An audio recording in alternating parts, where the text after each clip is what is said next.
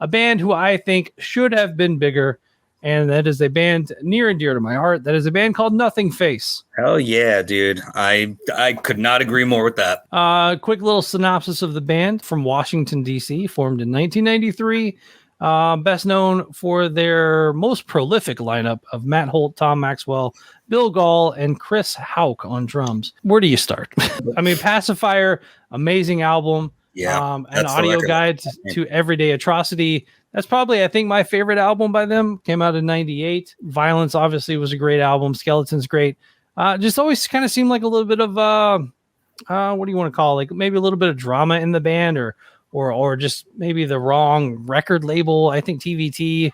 TVT that's definitely an interesting choice. But I mean, as for what we consider new metal and everything kind of going on around it, they were one of those bands where people would be into like Limp Bizkit and Korn and all those bands, and I'd be like, you got to check out Nothingface. And I don't know why, but a lot of times it just didn't connect with other people. But I'm like, man, the Matt's vocals, Tom's guitar playing, like the whole band was fantastic. I agree. I living in LA and everything too, I tend to feel like people out here like things cleaner and a little more chromish, if you will. And I think that it's a similar situation that Clutch gets into when they play places like this. Like you get the people you could tell like, oh, you're from rural Riverside or, you're from, you have a lifted truck, that kind of thing. And I think that like when like Glassjaw opened for Deftones and just people were just like, what? Like, I don't get it. And I think that Nothingface was kind of like that at a time when you had your Limp Bizkits and you had your Korns and you had that. There was something a little more guttural, I think might be the right word, when it came to Nothingface. The subject matter was very similar to Korn. The music, like you said, is very indicative of the era for sure.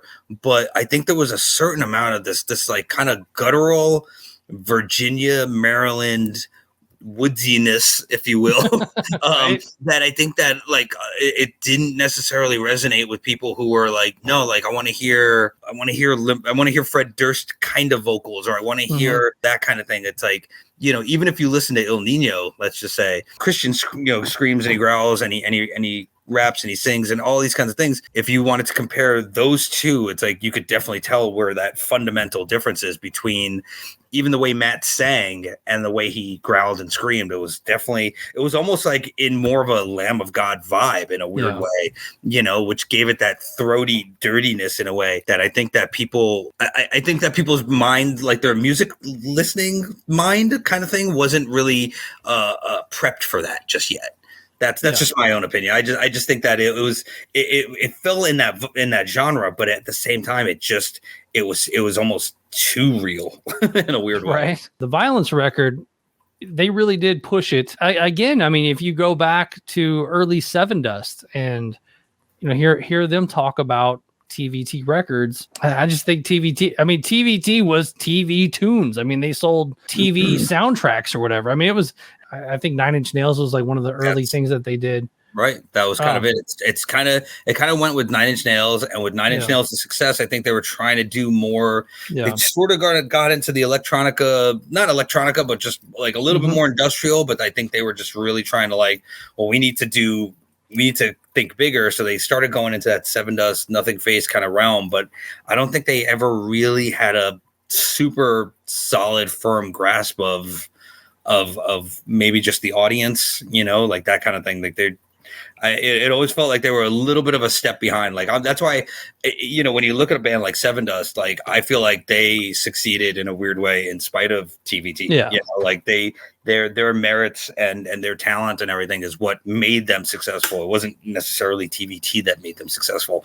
But I feel like with Nothingface, it was almost like they were sort of trying to tame a rogue horse kind of deal, Right. And it's kind of like you go, okay, like this wasn't what we planned for kind of thing.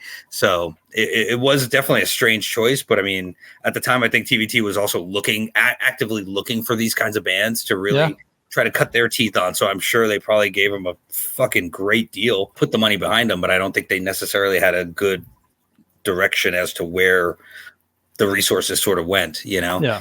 kind of just sort of went everywhere. That was the thing. It's like their live show was so huge. It sounded huge in a club, you know, any club they played. It was just like, it felt thick and girthy. My old band, my original band or whatever, we played 2 shows, I think, with Nothingface opening for us, like, you know, as a local band, but they were just a national band kind of coming through, opening for the bigger locals kind of thing. Right. And it always blew me away, like how good they were then. The thing with Nothingface, man, just one of those bands. It's like, if you throw out like, how much do you love Nothingface? And if you know of Nothingface and you like Nothingface, you love Nothingface and you will go to bat for Nothingface. Right. That's one of those bands that you see it on social media.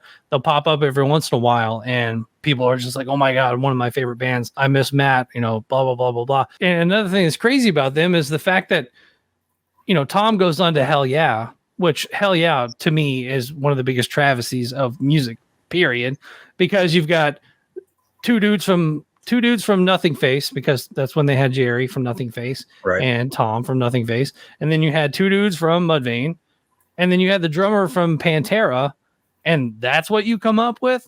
That's the band you put out, is like alcohol and ass and all that nonsense. That band should have been so fucking good, and it was just, I never once got into HellYeah. No, me neither. I just couldn't. It, like you said, it's like it was all kind of just, I mean, just the name, yeah, like HellYeah, you know. I was just like, I'm terrible like, name. You already got me, dude. You already lost me there. Like, I'm already not really feeling this. But on paper, you go to Ro Coley and you say, listen, dude, 2 dudes from Nothingface, Mudvayne, 2 dudes from Mudvayne, and Vinnie Paul. I'd be like, fucking sign me up. This is going to be the fucking greatest band of all time, you know. And yeah, that's what you get. And then I realized I just have no cowboy hats. That was the thing too. It's like, with one guitar player, one bass player, one drummer, one singer, it's like the sheer depth and volume that these guys got in their music was so undeniable for me. You know, I just, like I said, I can feel it in my head right now of that moment when I saw them at Coney Island High with Crisis, and I was just like, what is this? R.I.P. Nothingface, but people need to listen to it. Right. And then Tom, if you're watching this, I still love you. Yes. Tom, I've always loved you, except for when you drool on me when you were playing live. That was